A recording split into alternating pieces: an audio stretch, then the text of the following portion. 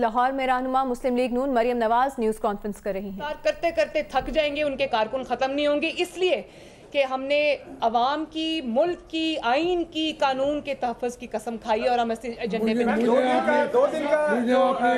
मैंने कहा मुझे आपने गिरफ्तार होने वालों में नाम भी नहीं लिखा, इसलिए कि आप, मैं नहीं चाहती आप गिरफ्तार हो। इस 2 दिन का नहीं, मुझे कर भी नहीं सकते। एक तो दो दिन मियाँ साहब का जो ना खिताब हुआ है, उसके बाद आप वर्कर्स की मोटिवेशन लेवल को किस मुकाम पर देखती हैं, क्या रिस्पॉन्स आप देखते हैं मुल्क भर? मैं तो पिछले 2 साल से 3 साल से, बल्कि जब से मियाँ साहब की हुकूमत भी थी और मियाँ साहब की हुकूमत पे ये मुश्किलात भी आई, उसके बाद से जो हमारा सफ़र है, मुश्किलात का सफ़र है, मैंने पहली बार अपनी ज़िंदगी में या पाकिस्तान के 72 सालों में एक चीज़ देखी है कि मुश्किलात के सफ़र के जब मुश्किलात आती हैं किसी पॉलिटिकल पार्टी के ऊपर या किसी लीडर के ऊपर, तो लोग पीछे पीछे हट जाते हैं। हिस्टोरिकली यही रहा है कि पंजाब को लोग कहते थे कि जी इस्टेब्लिशमेंट के आगे झुक जाता है, खामोश हो जाता है। पंजाब ने अपने सारे दाग धो दिए और इसी तरह मुस्लिम लीग नून के वर्कर ने, मुस्लिम लीग नून के सपोर्टर ने, मुस्लिम लीग नून के वोटर ने जिस तरह से मियाँ साहब के बयानिए को न सिर्फ अपनाया बल्कि उसके लिए मुश्किलात सही। आपने देखा कि अब पिछले दिनों वो नैब में जब पथराव हुआ और सब कुछ हुआ और मुकदमात बने, किस तरह से लीडर्स नहीं जेल गए, कारकुनान जेल गए, और कारकुनान ना सिर्फ जेल गए बल्कि जेल में उन्होंने इतनी बदतरीन मुश्किलात का सामना किया और बाहर निकल के उन्होंने फिर वही बात दोहराई। तो अगर आप ये समझते हैं कि इन हथकंडों से आप मुस्लिम लीग नून को झुका लेंगे तो ये आपकी खाम ख्याली है। इंशाअल्लाह मुस्लिम लीग नून मुत्तहिद है और मुस्लिम लीग का वोट बैंक कम नहीं ज़्यादा हुआ है। मियाँ साहब के चाहने वाले बड़े हैं और जो लोग मियाँ साहब के साथ नहीं भी अलाइन थे और समझते थे कि इस मुल्क में कानून, आइन और इंसाफ पे चलने वाला मुल्क होना चाहिए, आज वो भी मियाँ साहब के साथ खड़े हुए हैं।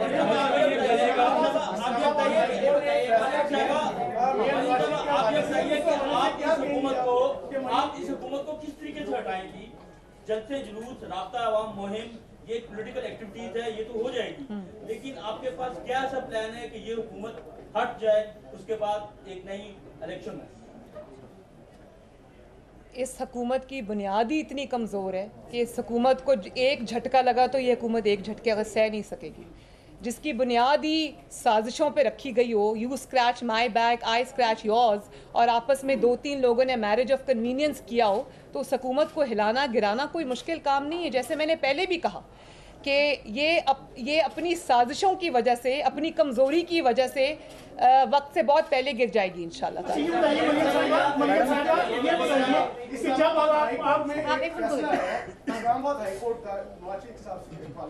और दूसरी जानब हम देखते हैं कि परवेज मुशर्रफ भी मफरूर है, उस हवाले से ना तो हुकूमत की जानब से कोई ऐसा काम किया नजर आता है, ना ही कोर्ट की तरफ से।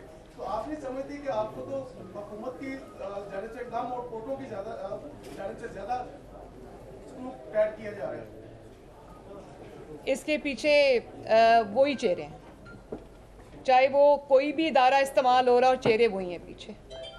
और मैं तो इसलिए पहले भी कहती हूँ कि इतना ये कमज़ोर, बुज़दिल और क्या कहना चाहिए ऐसा आदमी इमरान ख़ान के, जब इससे ख़ुद चीज़ें हैंडल नहीं होती क्योंकि नालायक है, कमज़ोर है, साजिश से आया हुआ है और यहाँ से ज़रा ख़ाली है, तो वो जब अपने से मामलात मैनेज नहीं होते तो वो इदारों को आगे झोंक देता है। तो इदारों के अगर कंधे पे आप रख के बंदूक चलाते जाएंगे तो एक वक्त आएगा कि इदारे भी बोल उठेंगे कि हमारा अपना मुकदमा खुद लड़ो, अपनी लड़ाई खुद लड़ो, हमें इस्तेमाल ना करो। तो ये वो वक्त अब आ गया।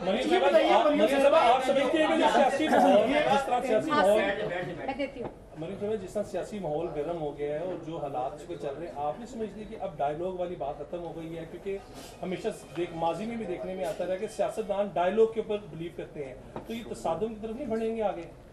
देखें, डायलॉग किसी ऐसी कुव्वत से होता है जिसके अंदर कुछ सेम्बलेंस ऑफ ओरिजिनलिटी हो, कोई कानून हो, इंसाफ हो। मैं ऐसे इंसान से या ऐसी हुकूमत से या जो उस हुकूमत के पीछे खड़े हैं, जो कि ना आइन में बिलीव करते हैं ना कानून में बिलीव करते हैं, लोगों की वोट की ताकत को पाँव के नीचे रोंद के आए हैं।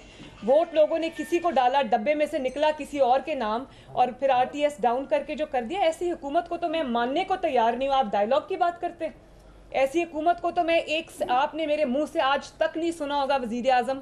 मैं उसको ना वज़ीर आज़म मानती हूँ, ना मैं इस जाली हुकूमत को मानती हूँ, ना मैं इस किसी किस्म के सेटअप को मानती हूँ। इस सेटअप को हमें पहले दिन से ललकारना चाहिए था, इसको एक्सपोज करना चाहिए था। हाउएवर देर आए दुरुस्त आए। अच्छा मैडम ये बताएं कि ये जो हुकूमत आपके खिलाफ अब निकल आएंगे मैदान के अंदर, आप समझती हैं कि हुकूमत अब घर चली जाएगी? आप नून लीग में इतनी पावर है कि हुकूमत को जो है वो पछाड़ देगी?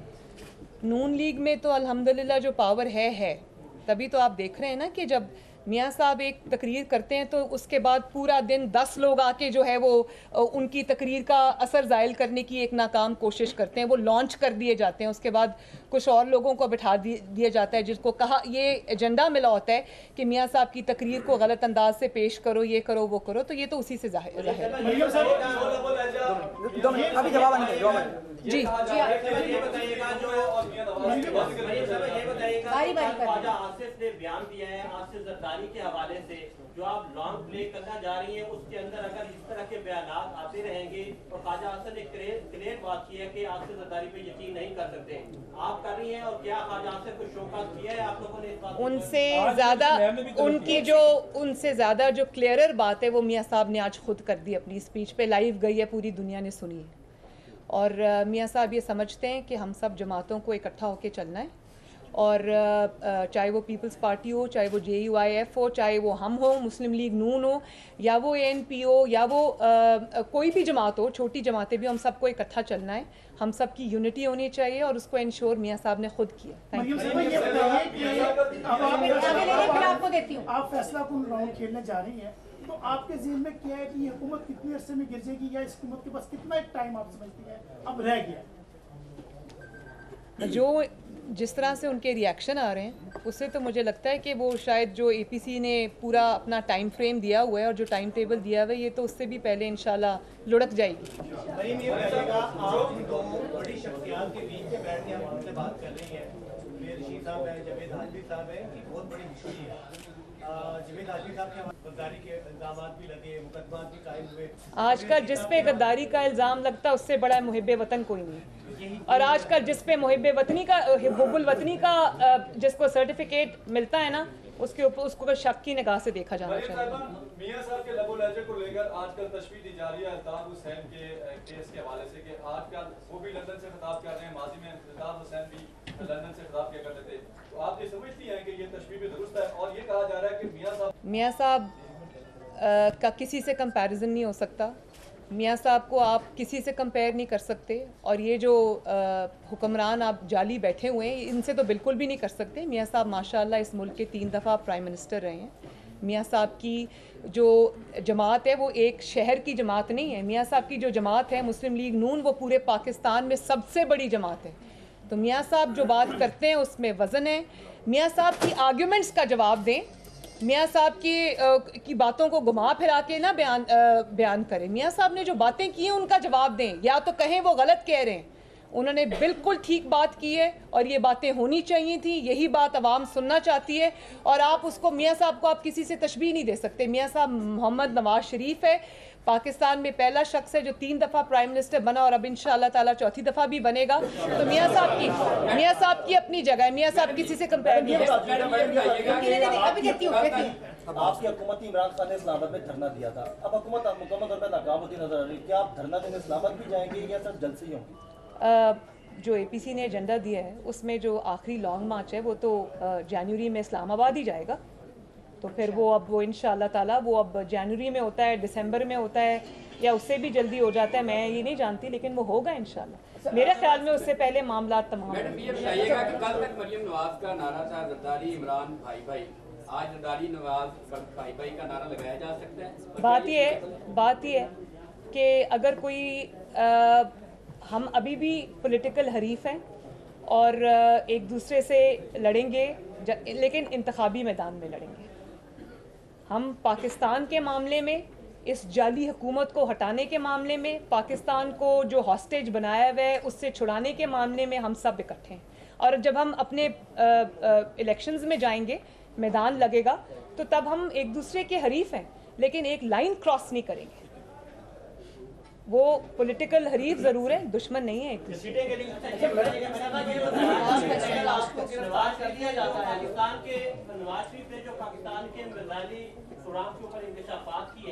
इससे आपको नहीं लगता कि थर्ड टाइम प्राइम मिनिस्टर जो है वो मुल्क की सलामती के मसले के ऊपर इस तरह की बातें कर रहे हैं? किस तरह की बातें? जो मज़ाहिर प्रोग्राम के ऊपर कल उन्होंने बात की है, नवाज शरीफ ने क्या बात की है? उसमें काबिल इतराज़ क्या है? जो मिसाइल प्रोग्राम को इंकशाफ कर रहे हैं, जो ये क्या इंकशाफ? बता देना। नहीं, इंकशाफ क्या है? वो तो बहुत अच्छा इंकशाफ है कि नवाज शरीफ ने मिसाइल उठा के साइंटिस्ट को दिया कि मुझे ऐसा मिसाइल पाकिस्तान के लिए बना के दो। उसमें इंकशाफ क्या है? वो तो बहुत अच्छी बात है।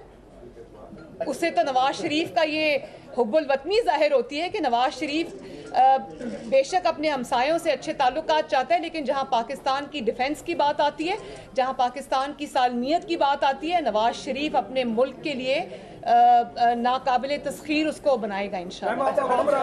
चाहे वो मिसाइल हो या वो एटॉमिक एक्सप्लोजन हो, नवाज शरीफ ने हर जगह साबित किया है। ये बताइएगा कि अल्टीमेटली जितनी भी पॉलिटिकल जद्दोजहद हो, यकीनन कुछ कुव्वतें हैं जिनसे आपको बात करनी पड़ती है, तो क्या वो एक ऑप्शन रखा है मुस्लिम लीग नून ने, या फिर प्योरली डेमोक्रेटिक रोल के लिए आगे बढ़ेंगे आप लोग? 72 साल में यही होता है कि इमरान खान जैसी कठपुतलियों से तो कोई बात नहीं करता, उनके पीछे जो डोरियां हिलाने वाले लोग उनसे बात करते हैं। लेकिन एक फैसला मियाँ साहब ने कर लिया है कि किसी से कोई बात नहीं होगी। अगर अपनी जंग लड़ेंगे तो आवाम के बलबूते पे लड़ेंगे, अपने असूलों पे लड़ेंगे और दैट्स इट। मैम, अवाम राब्ता मुहिम आप चलाने जा रहे हैं, सोमवार को आप गुजरावाला जा रहे हैं, अवाम राब्ता मुहिम चलाने से। हाँ जी। क्या प्री अरेस्ट बेल कराने का कोई आपका है, ताकि आपकी जो अवाम राब्ता मुहिम है वो अफेक्ट ना हो जाए? एक सेकेंड प्री अभी तो मेरे पे कोई मुकदमा नहीं है, लेकिन आपको पता है कि मेरे पे दहशतगर्दी का मुकदमा एक बनाया हुआ है, FIR कटी हुई है, जिसपे पत्थर भी मैंने ही खाए थे, शीशे भी मेरे ही टूटे थे, अटैक भी मेरी गाड़ी पे हुआ था जिसको कहा गया कि लेज़र गन से अटैक हुआ था। तो दहशतगर्दी का मुकदमा मैंने तो उसमें भी बेल बिफोर अरेस्ट नहीं कराई। आपने मुझे गिरफ्तार करना है, सबके सामने करे, मैं बेल बिफोर अरेस्ट नहीं कराऊँ। Thank you.